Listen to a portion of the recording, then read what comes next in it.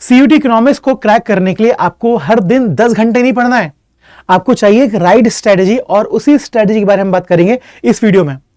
हम लोग अलग अलग डायमेंशन देखेंगे, जितना भी सीयूटी इकोनॉमिक्स की प्रिपरेशन में जो भी हो सकता है वो सारे डायमेंशन देखेंगे। हम उन सारे डायमेंशन में हम चेक करेंगे कि भाई जो ऑप्टिमम तरीका है प्रिपरेशन करने का वो क्या होना चाहिए। हम देखेंगे कि बच्चों की परेशानी क्या होती है उस रास्ते में, सीयूटी इकोनॉमिक्स और अच्छे कॉलेज लेने के रास्ते में क्या क्या परेशानी होती है वो हम देखेंगे। उसका बेस्ट पॉसिबल सॉल्यूशन क्या होगा वो हम देखने वाले हैं इस वीडियो में। तो 10 मिनट दीजिए मुझे, मैं आपकी सारी परेशानी, जो भी पॉसिबल परेशानी होती है वो सारी सॉल्व कर देंगे। मुझे परेशानी कैसे पता है आपकी?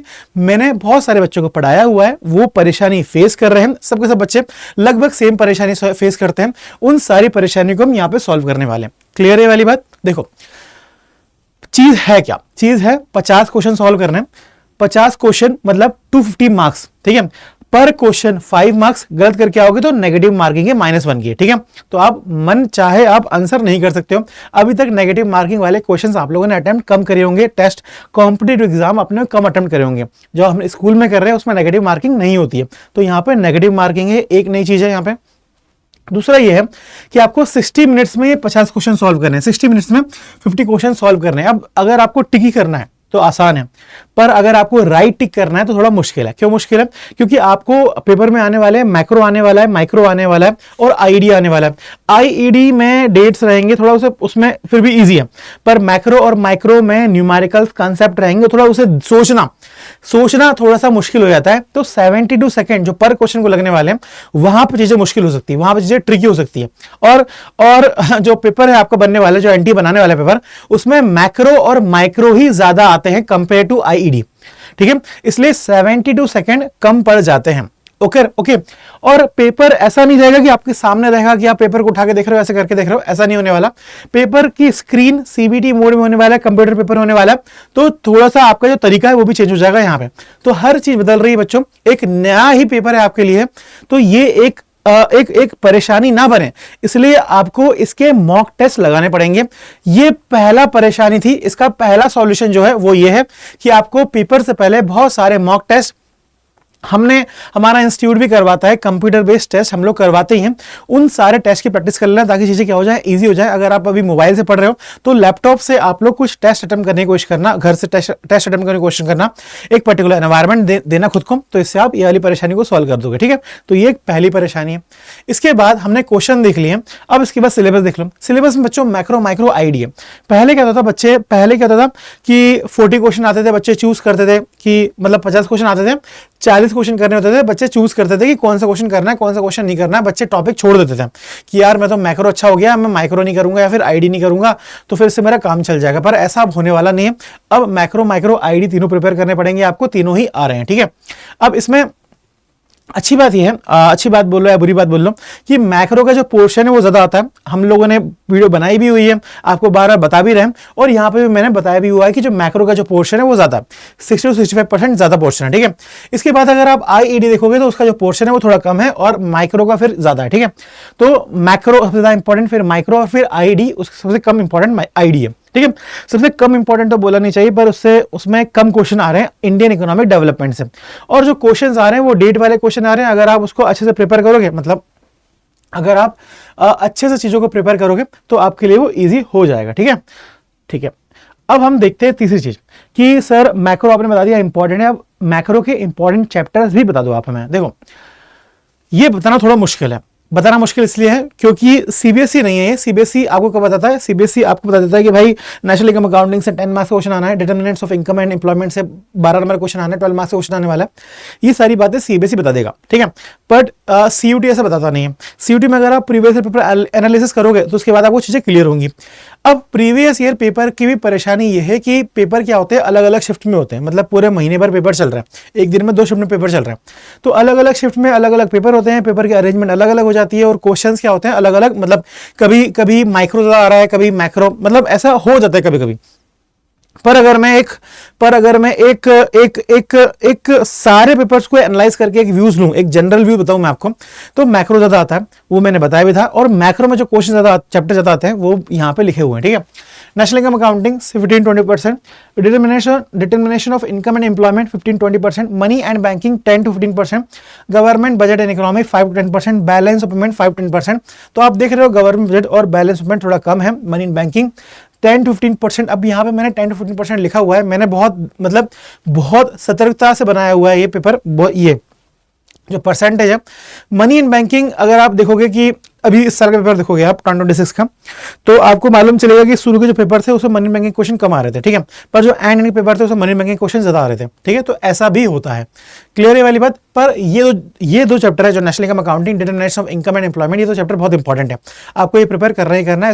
इसको प्रिपेयर अगर आप नहीं करोगे तो फिर मुश्किलें निकलना, ठीक है। तो जो सच था वो मैंने बताया आपको कि भाई ऐसा ऐसा है, क्लियर है वाली बात। दूसरा है micro economics. Micro economics again most important. बच्चे होते क्या है कि हमारे सीबीएसई वाले बच्चे 11th में माइक्रो पढ़ के आते हैं, 12th क्लास में वो लोग पढ़ते नहीं माइक्रो, फिर आखिरी टाइम माइक्रो पढ़ते हैं, उन्हें समझ में नहीं आती है, क्वेश्चन नहीं लगाएंगे तो और परेशानी आती है, ठीक है। तो माइक्रो की ये परेशानी है। माइक्रो की परेशानी में सिर्फ इतना सा ही है, क्वेश्चन ईजी आते हैं, प्रीवियस क्वेश्चन से ही आते हैं, बच्चे अगर करेंगे नहीं क्वेश्चन तो उन्हें परेशानी होगी, ठीक है। तो चैप्टर कौन सा है? Consumer behaviour and demand, most important chapter है बच्चों। उसके बाद प्रोडक्शन बिहेवियर एंड सप्लाई, फिर forms of market price and price determination, ये कुछ इंपॉर्टेंट चैप्टर है, इंपॉर्टेंट टॉपिक मैंने यहाँ लिखे हुए हैं, ठीक है। उसके बाद फिर इंट्रोडक्शन वाला जो चैप्टर माइक्रो इकोनॉमिक्स का, उसमें उसके कम परसेंटेज है, ठीक है। तो यहाँ से कम क्वेश्चन आते हैं और यहाँ से ज्यादा लगभग बराबर क्वेश्चन आते हैं, ठीक है। ये है माइक्रो इकोनॉमिक्स। अगला है Indian economic development. Micro economics और इंडियन इकोनॉमिक डेवलपमेंट में एक सटल डिफरेंस है, एक चीखता हुआ एक डिफरेंस है जो आप लोग को पता होना चाहिए, जो बहुत छुपा हुआ रहता है बट चीख रहा है वो डिफरेंस। वो डिफरेंस ये है बच्चों कि मैक्रो और माइक्रो को आपको इज लाइक अ वुल्फ, एक वुल्फ की तरह है, और जो IEDA is like a elephant की तरह है इंडियन इकोनॉमिक डेवलपमेंट। एलिफेंट से दोस्ती करना आसान होता है, IED को समझना आसान होता है, उसको संभाल के रखना मुश्किल है। संभाल के रखना मुश्किल है, इसलिए उसको संभालने के लिए हमें नोट्स बनाने पड़ेंगे। तो जब भी इंडियन इकोनॉमिक डेवलपमेंट पढ़ो तो नोट्स वाली जगह हम बात करेंगे तो नोट्स IED के नोट्स बना लेना, ठीक है। अब दूसरी बात यह है कि सर मैक्रो और माइक्रो क्या है? मैक्रो और माइक्रो एक वुल्फ की तरह है, ठीक है।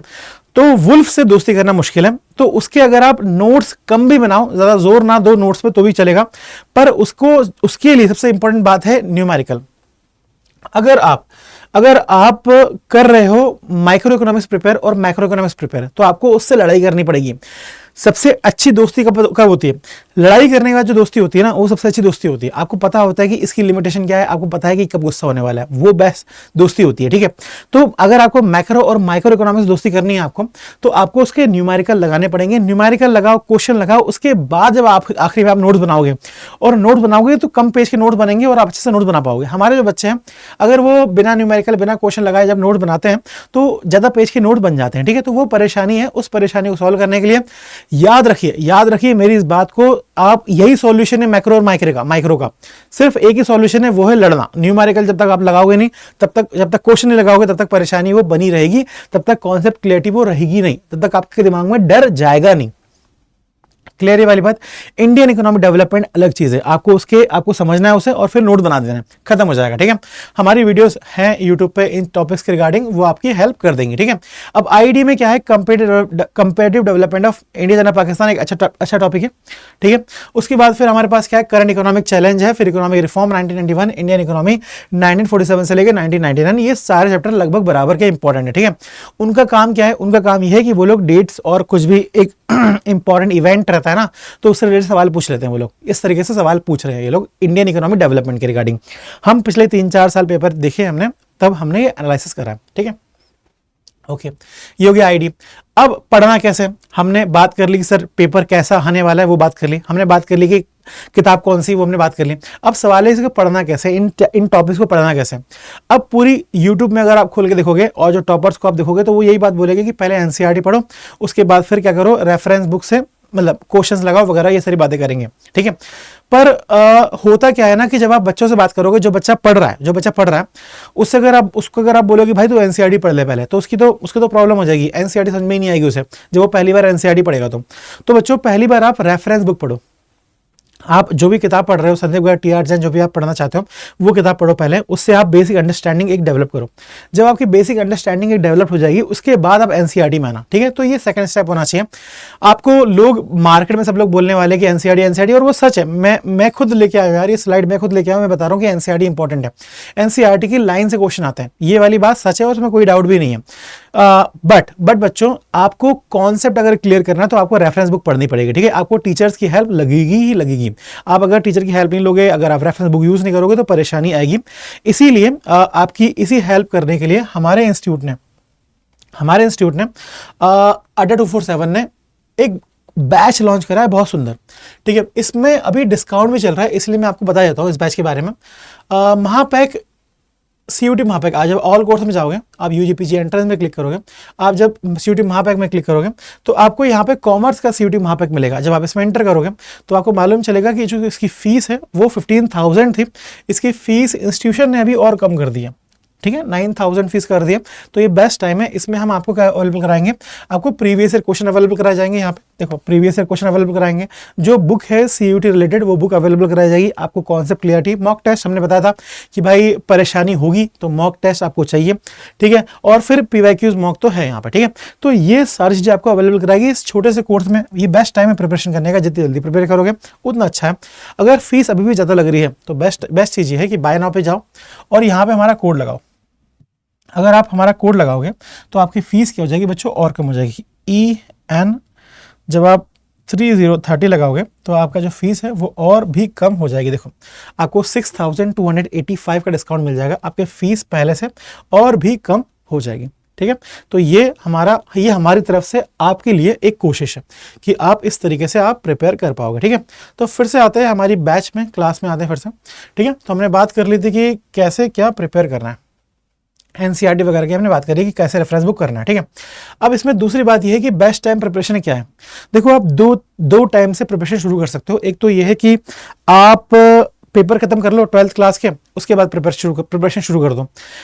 और दूसरा जगह यह है कि आप स्कूल में आपको पढ़ाते जा रहे हैं चैप्टर, टीचर आपने को नेशनल इनकम अकाउंटिंग पढ़ ली, आप नेशनल इनकम अकाउंटिंग के प्रीवियस ईयर क्वेश्चन कर लो सीयूटी का, तो आपका लगभग तैयार हो जाएगा वो चैप्टर, सीयूटी के लिए तैयार हो जाएगा आपके लिए, आपका क्लास 12th के लिए भी तैयार हो जाएगा। कुछ टॉपिक्स होते हैं जो स्कूल में पढ़ाते नहीं है पर वो सीयूटी में आते हैं, तो वो आप इधर उधर से कवर कर लो, या फिर हमारा इंस्टीट्यूट अवेलेबल कराता है, वीडियोस बनाता है हम लोग, तो वो टॉपिक हम लोगों ने कवर करे हुए होते हैं, तो आप वहां से देख सकते हो, ठीक है। तो इस तरीके से आप हर दिन पूरे साल भर प्रिपरेशन कर सकते हो। बट अगर आप प्रिपरेशन सोच रहे हो कि 12th की बात करेंगे तो वो बच्चों बहुत हेक्टिक हो जाती है, बच्चे बहुत प्रेशर में काम करते हैं फिर, और वो प्रेशर में तैयारी हो नहीं पाती है, उस प्रेशर को बहुत कम लोग झेल पाते हैं, बहुत कम लोग हैंडल कर पाते हैं उस प्रेशर को, ठीक है। तो आपके लिए बेस्ट टाइम ऑफ प्रिपरेशन ये हो सकता है कि आप को स्कूल में पढ़ाते जा रहे हैं, स्कूल में पढ़ाते पढ़ाते आप क्या करो, क्वेश्चन करो, वहीं पे ही सीबीएसई क्वेश्चन लगा दो, वहीं पे सीयूटी क्वेश्चन लगा दो, कुछ टॉपिक्स होंगे जो आउट ऑफ सिलेबस होंगे उसको बाहर से प्रिपेयर कर लो, तो इस तरीके से आपकी तैयारी हो जाएगी, ठीक है। तो ये preparation after preparation 12th। Okay तो फाइनली समरी बच्चों ये है कि 60% कंसेप्चुअल क्वेश्चन होते हैं, 20% ग्राफ एप्लीकेशन क्वेश्चन होते हैं, 15% न्यूमेरिकल क्वेश्चन होते हैं। 15% न्यूमेरिकल क्वेश्चन इसलिए लिखे हुए हैं बच्चों में ना, क्योंकि न्यूमेरिकल के क्वेश्चन जो होते हैं ना, जैसे आप 12th क्लास में जो आप न्यूमेरिकल करोगे तो बड़े बड़े न्यूमेरिकल होंगे, ठीक है, उसको सॉल्व करना थोड़ा मुश्किल है, टाइम भी कम रहेगा, पेज भी रिक्वायरमेंट होगा उसको सॉल्व करने के लिए। बट अब ये वाली बात सीयूटी जानता है, तो सीयूटी जो न्यूमेरिकल आपको दे रहा है वो बहुत कंसेप्चुअल होते हैं, इसलिए मैंने यहाँ पे कंसेप्चुअल के जो परसेंटेज है वो ज्यादा रखे हुए हैं, ठीक है। तो कंसेप्चुअल क्वेश्चन मतलब आप देख के और हल्की सी कैलकुलेशन जो आप दिमाग में ही कर सकते हो वैसे क्वेश्चन आते हैं, इसलिए मैंने कंसेप्चुअल क्वेश्चन यहां पे ज्यादा डाले, ठीक है। Macro micro is all about numerical और ऑल अबाउट क्वेश्चंस और कॉन्सेप्ट, इसलिए कॉन्सेप्ट वाली चीजें बहुत वही आती हैं पेपर में, और वही आती हैं इसलिए आप 72 सेकंड में कर भी पाओगे, ठीक है। पर जिसको नहीं आता है वो नहीं कर पाएगा, तो ये 0-1 का गेम बच्चों, ठीक है। 72 सेकंड आपको यहां पे मिल रहे हैं इसीलिए। बाकी बच्चों अगर आपको कोई और भी डाउट हो तैयारी से रिलेटेड तो आप मुझे मेल कर सकते हो। मेरी मेल आईडी कौन सी है बच्चों, मेरी मेल आईडी है amit.mishra@adda247.com, ये मेरी मेल आईडी है, आप इसमें मेल कर सकते हो, कोई परेशानी हो इस नंबर पे, ठीक है। चलिए फिर आपकी कोई भी डाउट हो तो कमेंट सेक्शन में बताना, उसमें हम डिस्कस करेंगे, उसके रिगार्डिंग एक वीडियो बना देंगे, ठीक है बच्चों। Bye bye, thank you, have a nice day.